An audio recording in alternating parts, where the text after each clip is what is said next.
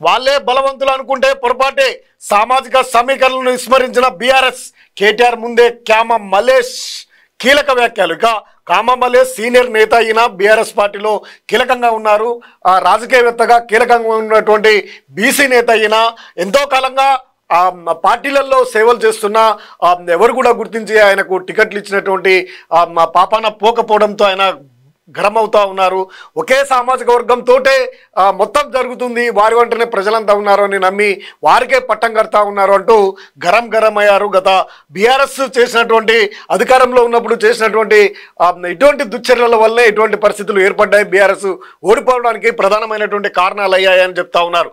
BRS అధికారంలో ఉన్నప్పుడు ఉమ్మడి రంగారెడ్డి జిల్లాలో సామాజిక సమీకరణలు పూర్తిగా విస్మరించిందని ఆ పార్టీ నేత క్యామ మల్లేశం కీలక వ్యాఖ్యలు చేశారు. ఇవాళ తుర్కాంజల్లో నిర్వహించినటువంటి ఇబ్రాహీంపట్నం నియోజకవర్గ విస్తృత స్థాయి సమావేశంలో కేటీఆర్ ముందే ఆయన బీఆర్ఎస్లో లోపాలను ఎత్తి చూపారు. వ్యక్తిగత స్వార్థ ప్రయోజనాల కోసం పనిచేసే నాయకులను ప్రాధాన్యత ఇవ్వడం పార్టీ బలహీనపడిందని కూడా వివరించారు. ఆ సామాజిక వర్గానికి చెందినటువంటి వాళ్ళనే బలవంతులు అనుకుంటే పొరపాటు అని చెప్పారు. ఇప్పుడు నేను భువనగిరి ఎంపీ టికెట్ అడిగితే గుత్తా సుఖేందర్ రెడ్డి కొడుకు ఎంపీ టికెట్ ఇవ్వాలని అంటున్నారని, రేపు ఆయన మనవడు వచ్చి టికెట్ అడిగితే మా పని అంతే అని వ్యాఖ్యానించారు కీలకంగా. ఇక వాస్తవమైన మాట మాట్లాడారు. ఇప్పుడు ఆయన ఎంపీ టికెట్ అడుగుతున్నారు భువనగిరి నుంచి.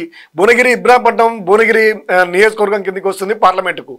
అయితే ఆయన కాకుండా ఇప్పుడు గుత్తా సుఖేందర్ రెడ్డి కొడుకు తయారుగా ఉన్నాడు. నల్గొండ ఇస్తే నల్గొండ, లేదంటే భువనగిరి, ఎక్కడంటే అక్కడ పోటీ చేయడం కావాలి అంతే అన్నట్టు. అంటే ఆయన తర్వాత ఆయన కొడుకు, ఆయన తర్వాత మనవడు, ఇక తర్వాత ఎవరు వద్దిగా అనే భావన కీలకమైనటువంటి వ్యక్తి క్యామ మల్లేశం కీలకమైనటువంటి వ్యాఖ్యలు చేశారు. ఇది ఒక పార్టీలోనే కాదు, అన్ని పార్టీలలో కూడా ఉంది.